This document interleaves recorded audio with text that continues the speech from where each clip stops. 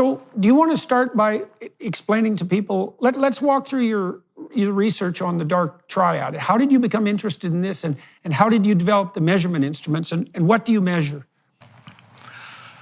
Well, like a lot of academics, my research can be traced back to my advisor, who was Richard Christie, the inventor of Machiavellianism as a trait. And he did something very clever. He went into the books of Niccolo Machiavelli, who was an advisor to politicians way back when, and he took the statements, administered them to undergraduate students, and simply asked them, how much do you agree with these statements? Like, you have to get to know important people, and always be prepared for the worst in people. And the amazing thing was the huge variance in the responses.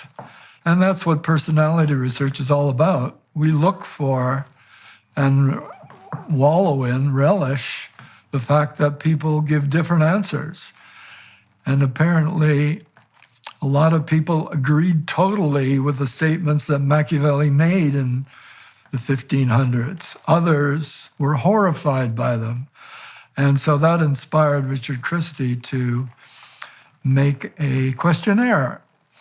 The Mach 4, the most popular version of his questionnaires, was administered to subject pools at his university, Columbia University, and elsewhere. And it wasn't just self-reports. It predicted actual behavior. So he could show that people who scored high on the Mach 4 manipulated others in a room, in a laboratory. So they would try to squeeze money out of other people by tricking them, and all of this could be recorded and published. Hence, Richard Christie is forever associated with Machiavellianism. So I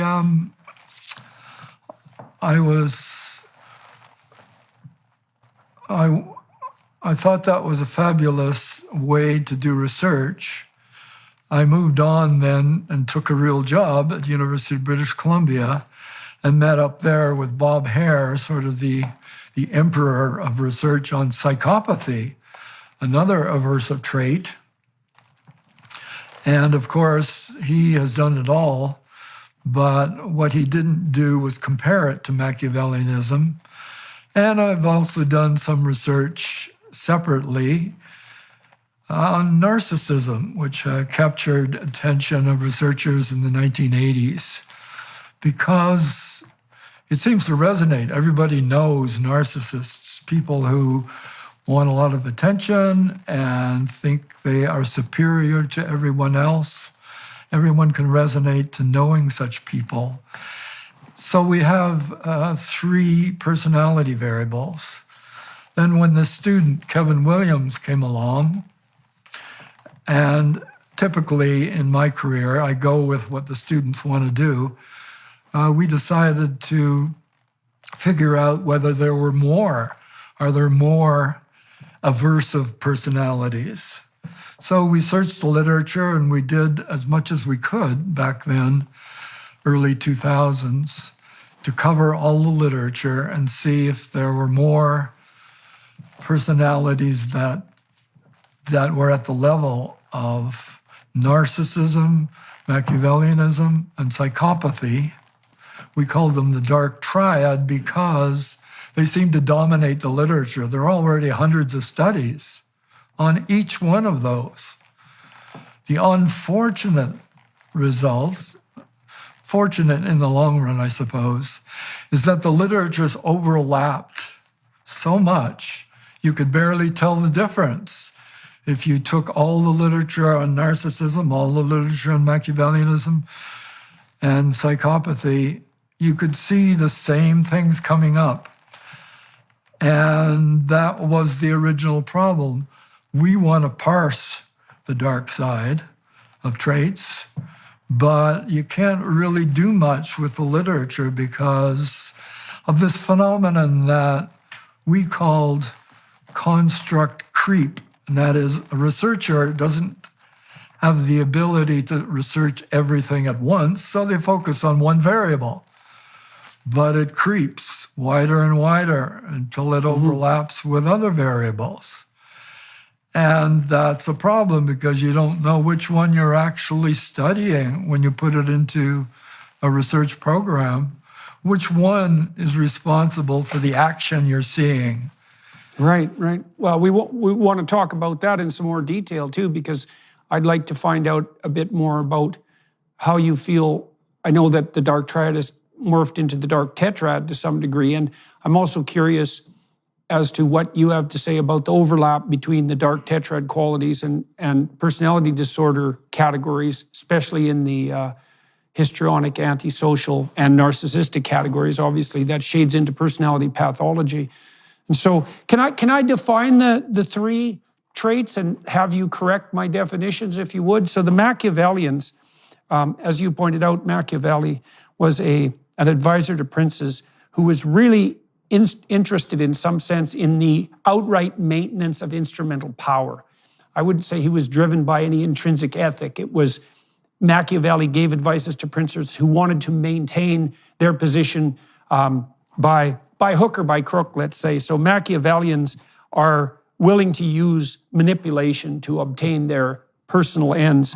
And narcissists seem to be driven by a high desire to obtain unearned status from others.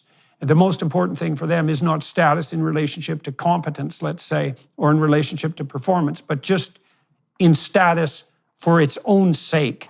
And then the psychopaths, I spent a lot of time looking at Hare's research and thinking about it in relationship to the big five. Psychopaths seem to be something approximating parasitical predators. And so they're very, very low in agreeableness, and that makes them callous and non-empathetic. And then they also seem to be very low in conscientiousness. That seems to accord reasonably well with the two factors of the psychopathy scale. And so a real psychopath is someone who is willing to take what you have, let's say, and use it, and that might be the predatory aspect, and also to live off the earnings and efforts of others, and that's also an element of criminal behavior. And so you're looking at the nexus of all three of those, Machiavellianism, narcissism, and psychopathy. And recently, you and other researchers have added, I think this is so interesting because I think it was a real lack, you added sadism to that, which is positive delight and pleasure taken in the suffering of others. And so can you expand at all upon the definitions of Machiavellianism, narcissism, and psychopathy? And we could segue into sadism. Yeah, I agree with all of your definitions, although what we did was spend a lot of time trying to find what's different among each of the characters and what the overlap is. Why is it that the literatures and the measures that were available always overlapped to a dangerous degree in trying to understand what's going on? So the key thing for psychopaths, in our opinion, is impulsivity and sensation-seeking, which is what gets them into trouble. They may not have worse motives than the others, but they can't help it. That's why they, at the extreme levels, spend their lives in prison. They can't help responding to temptation. Whatever the temptation is, they go for it, and often they get what they want right away, and they keep on doing it until they get caught, and they don't seem to learn from it. So that answers just a qualification to the definition of psychopath. Now, what's underlying it, we think, is callousness for all of them. They're overlapping because at the core is a failure to have empathy. And if you have a deficit in empathy, it seems inevitable that you're going to exploit other people in one way or another because you're not getting the feedback that people with empathy get in seeing other people suffer at your hands. And the story of sadism is quite a long story, but if you want me to get into the details, Sure. I can do that now. Yeah, please do. Please do. Yeah, I don't know whether I'm more sensitive to these things than other people, but I started seeing sadism in regular people. And not only is it there in everyday people, but people seem to wallow in it when the circumstances will allow it. For example, violent sports. One of my favorite sports, hockey. It's kind of pathetic watching a hockey game. The cheers are larger for the fights than for the goals. People love to see their fighter pummel the fighter of the other team or pummel anyone. And the cheers that go up in a hockey stadium are incredible. And the cheers only stop when the victim falls to the ice and starts twitching. Then a hush follows over the crowd, showing the dual nature of positive and negative motivations that human beings have. But the fact that they love seeing the fighting, no matter how much blood and teeth end up on the ice, is disappointing in a way.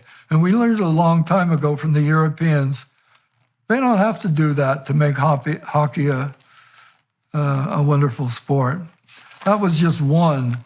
But then watching the undergraduate students at UBC, University of British Columbia, what are they doing for fun? Well, if you'll recall, way back, they used to play these archive games. And there were some gentle ones, Pac-Man, Asteroids. I don't know if you remember those. But going down into the arcade, you see that people are gathered around one of the arcade games. And so I wandered over to see it. And it was something called Mortal Kombat, which by today's standards isn't that bad. But the heads are torn off and the blood spurts out. And that's why the crowd was there, because it was so much more appealing than the silly little Mario Brothers stuff. And it just struck me as the beginning of my interest in what people do, especially young males, when they have time on their own. So if it's not porn, then it seems like it's violence, and it's somewhat horrifying, but it's gotten worse. I don't know if you've been following the video games that are now available on your home computer. You don't need to go to an arcade and be embarrassed by what you're playing, because you can sit at home and play whatever games you want. And so now, what's it called? Grand Theft Auto. You can kill innocent bystanders, step on their heads, etc.